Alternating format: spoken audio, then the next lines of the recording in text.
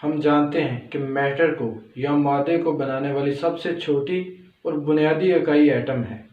इस एटम के मरकज़ी हिस्से को न्यूक्लियस कहते हैं और ये एटम के टोटल साइज़ के मुकाबले में 1,00,000 गुना एटम से छोटा होता है और हर एटम का तकरीबन 99% मास इसी न्यूक्लियस के अंदर मरकूज़ होता है। ये इंतहाई छोटे साइज़ का न्यूक्लियस बेबहा एनर्जी का ज़रिया है। न्यूक्लियस के अंदर मौजूद एनर्जी को समझने के लिए हमें पहले न्यूक्लियस के स्ट्रक्चर को समझना होगा।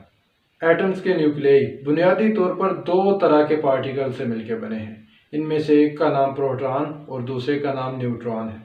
प्रोटॉन्स के ऊपर पॉजिटिव चार्ज होता है जबकि न्यूट्रॉन्स के ऊपर कोई चार्ज नहीं है। न्यूक्लियस के अंदर मौजूद ये प्रोटॉन्स असल में उस न्यूक्लियस की या उसके एटम की असल पहचान है जिसे एटॉमिक नंबर कहते हैं और इसमें मौजूद टोटल नंबर ऑफ प्रोटॉन्स और न्यूट्रॉन्स को मिलाकर मास नंबर का नाम दिया जाता है। जब हम किसी भी न्यूक्लियस का एक्सपेरिमेंटल तरीकों से मास मालूम करते हैं तो इसके नताइज बड़े हैरान कुन आते हैं। वो इस तरह कि न्यूक्लियस का एक्सपेरिमेंटली डिटरमिन्ड मास उसमें मौजूद तमाम न्यूक्लियॉन्स जो कि प्रोटॉन्स और न्यूट्रॉन्स की टोटल तादाद है उनके मासेस के सम के बराबर होना चाहिए। जैसा कि अगर हम एक 10 किलो के सेबों की पेटी खरीदें तो उसमें मौजूद तमाम सेबों के मासेस को अलग अलग मालूम करके उनको ऐड किया जाए तो वो 10 किलो ही होगा। लेकिन न्यूक्लियस के मामले में ऐसा नहीं है, बल्कि एक न्यूक्लियस का मास उसमें मौजूद तमाम न्यूक्लियॉन्स के टोटल मास से कम आता है। न्यूक्लियस के मास में इस आने वाले फ़र्क को मास डिफेक्ट का नाम दिया जाता है। और जब हम न्यूक्लियस के स्ट्रक्चर पर नज़र दौड़ाते हैं तो हम देखते हैं कि इसमें बहुत सारे प्रोटॉन्स और न्यूट्रॉन्स इकट्ठे एक जगह पे क्लोजली पैक्ड हालत में पड़े हुए हैं, जबकि इलेक्ट्रोस्टैटिक के लॉज के मुताबिक दो प्रोटॉन्स जो कि सिमिलर चार्जेस रखते हैं इनको एक दूसरे को रिपेल करना चाहिए और इकट्ठे एक जगह पे नहीं होना चाहिए। इससे जाहिर होता है कि कोई फोर्स या कोई तवानाई या कोई एनर्जी इन न्यूक्लियॉन्स को टाइटली पैक्ड हालत में इकट्ठे रखे हुए है। ये एनर्जी असल में न्यूक्लियस के मास में आने वाले फ़र्क या मास डिफेक्ट की वजह से है, जो कि न्यूक्लियस की फॉर्मेशन के वक्त इसमें मौजूद तमाम न्यूक्लियॉन्स के मास में से थोड़ा थोड़ा मास आइंस्टाइन की फेमस मास एनर्जी इक्वेशन के अकॉर्डिंग एनर्जी में कन्वर्ट हो जाने की वजह से है। जब भी कोई न्यूक्लियस बनता है तो इसमें मौजूद तमाम न्यूक्लियॉन्स के मास का कुछ हिस्सा एनर्जी में कन्वर्ट हो जाता है और ये एनर्जी उस न्यूक्लियस से बाहर इमिट हो जाती है। ये बाहर इमिट हो जाने वाली एनर्जी ही एक्चुअली उस न्यूक्लियस में मौजूद तमाम न्यूक्लियॉन्स को उस न्यूक्लियस की सारी उम्र के दौरान इकट्ठे बिठाए रखती है।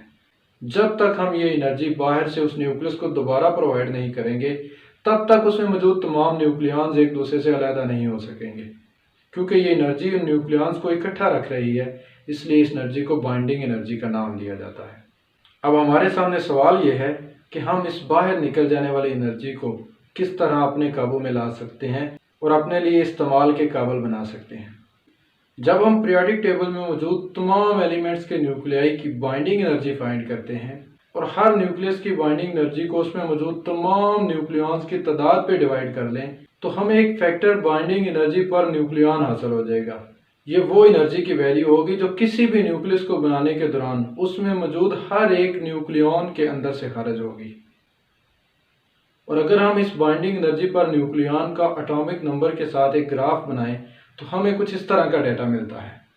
इस ग्राफ से हमें ये पता चल रहा है कि जब हम छोटे साइज के न्यूक्लियाई से बड़े साइज के न्यूक्लियाई की तरफ जाते हैं तो बाइंडिंग एनर्जी पर न्यूक्लियॉन की वैल्यू में इजाफा नजर आता है और ये इजाफा मिडल साइज के न्यूक्लियॉन्स तक बरकरार रहता है। लेकिन मिडल साइज के न्यूक्लियाई से जब हम मजीद बड़े न्यूक्लियाई की तरफ चलते हैं तो इस बाइंडिंग एनर्जी पर न्यूक्लियॉन की वैल्यू में कमी आ जाती है।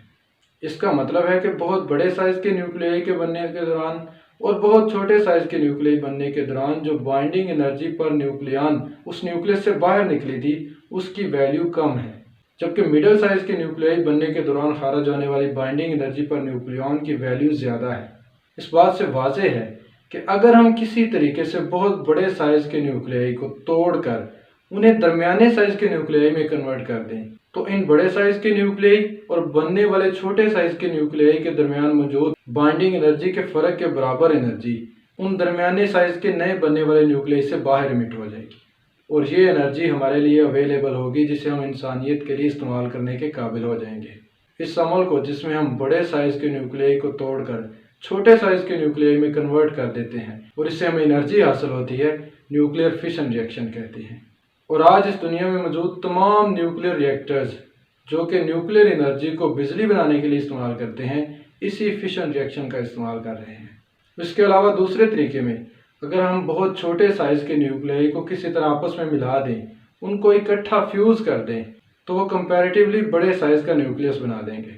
और इस न्यूक्लियस की बाइंडिंग एनर्जी पर न्यूक्लियन उन दोनों छोटे न्यूक्लियाई के मुकाबले में ज़्यादा होगी और ये एक्स्ट्रा एनर्जी इस सारे प्रोसेस के दौरान बाहर निकल आएगी। इस तरह दो छोटे न्यूक्लियाई को मिलाकर बड़े न्यूक्लियस में कन्वर्ट करके एनर्जी को हासिल करने के अमल को न्यूक्लियर फ्यूजन रिएक्शन कहते हैं। और ग्राफ से हम ये देख सकते हैं कि बहुत छोटे साइज के डिफरेंट न्यूक्लियाई के अंदर ये बाइंडिंग एनर्जी पर न्यूक्लियन का डिफरेंस बहुत ज़्यादा है। इसका मतलब ये है कि फ्यूजन रिएक्शन के तरीकाकार में फिशन रिएक्शन के मुकाबले में ज़्यादा एनर्जी एमिट होती है। मिसाल के तौर पर हाइड्रोजन के न्यूक्लियस में और इससे नेक्स्ट हीलियम के न्यूक्लियस में बाइंडिंग एनर्जी पर न्यूक्लियन का डिफरेंस बहुत ज़्यादा है। और अगर हम किसी तरीके से दो हाइड्रोजन के न्यूक्लियाई को आपस में फ्यूज करके हीलियम का न्यूक्लियस बना दें, तो इस तरीकाकार से बहुत ज़्यादा एनर्जी पर न्यूक्लियन बाहर एमिट होगी। और हमारा सूरज और दूसरे सितारे जो अरबों सालों से बेइंतहा एनर्जी अपने अंदर से बाहर एमिट कर रहे हैं, इसी तरह के फ्यूजन रिएक्शंस का इस्तेमाल करते हैं।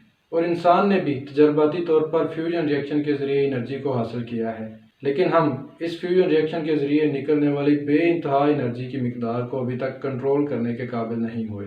लेकिन उम्मीद है कि किसी रोज़ इंसान इस एनर्जी पर भी काबू हासिल करके इसको इंसानियत की खिदमत के लिए इस्तेमाल करने के काबिल हो जाएगा।